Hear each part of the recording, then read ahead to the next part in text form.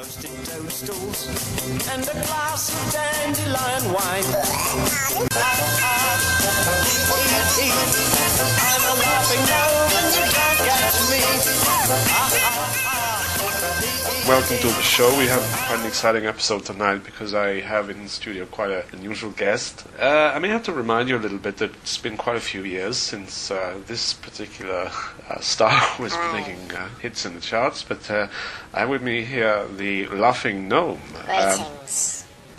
Laughing Gnome was a song recorded in the late 60s by David Bowie and Laughing Gnome, who is here this evening. Thank you for coming. Not at all. Very, very big hit in Germany.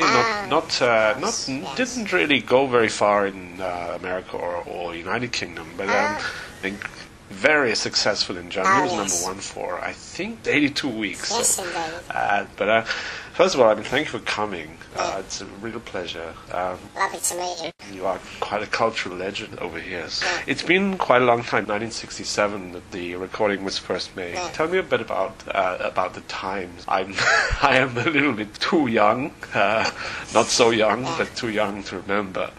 1967, you met David Bowie for the first time. Tell me about that. Yeah, it was 67, and I got a train up from Eastbourne. I bumped into David in a club, and he gave me a cigarette, and I asked him about a light, and he offered me this unbelievable opportunity.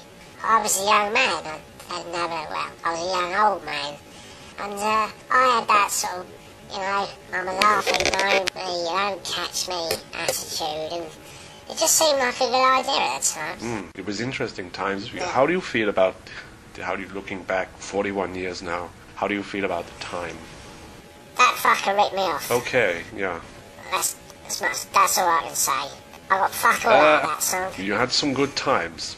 I haven't talked about this for years, but I feel, to be honest, the party scene was amazing, I have to say, after that. I mean, Top of the Pops, fantastic. It wasn't a big seller, but after a while, it just went downhill. Opportunities dried up. Tried to ring up David, and just didn't want to know. And spoke to the solicitors. He said, I ain't got a chance. I signed a contract he gave me. I'd taken a glass of dandelion wine, roasted toadstools, and cigarette. I didn't have a leg to stand on, and that's really, really hurt. And what was he like to work with in the studio? Quite an extensive collaboration on that record. What was it like to work with David? He was a personally pleasant man, very professional. It's one of the things we don't hear so much about is that after the Laughing Gnome, you have still kept your involvement with music quite kind of alive. Not as no big hits, but you have a big fan base. In Germany particularly. All over the place. And you've done a few projects over the years. Indeed.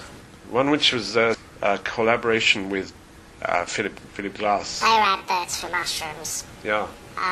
Written by Brian Eno. Fascinating collaboration, sort of combined chamber music, sort of early 20th century, sort of ragtime with my squeaky gnome's voice.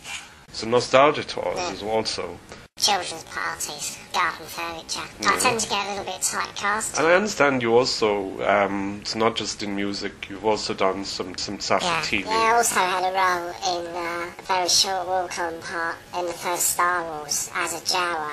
It's the bit where Luke's uncle is checking out the various robots, the R2-D2's there, and I run on and shout, are you going to fucking buy it or not?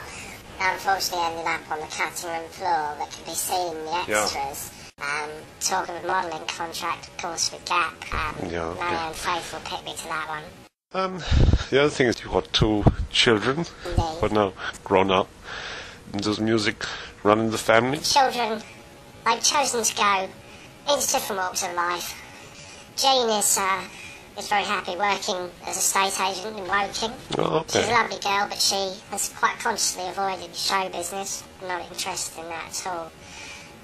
Woking's a little town in the south of England. Twinkle Toes is doing very well actually for an investment bank. So again, chosen to take a very different direction to Dad.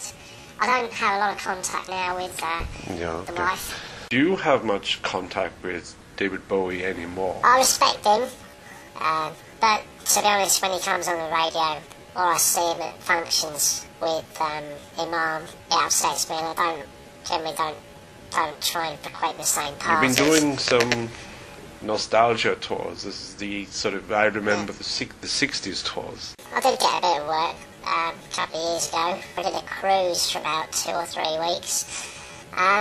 But of course David's people are onto you straight away. Can't call the Laughing Gnome, because that's David's copyright. So I've got to call myself Graham, which is my own name. And to be honest, there's not a lot of interest in it. It's been 41 years. Now, you have had trouble over the years with, you have been very frank about your experience with mental illness. But it's hard. Definitely hard. At times it has been bleak.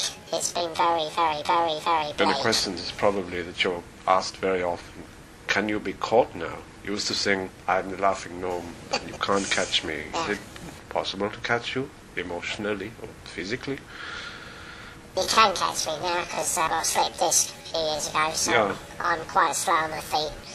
And I do have a home help, comes in 2 days a week. Okay. I suppose the answer is, don't go up the chimney, don't eat caviar and honey, unless you've read the contract, because the industry's going to screw you. Okay. And David Bowie, if you're listening out there, this is not a Laughing Gnome.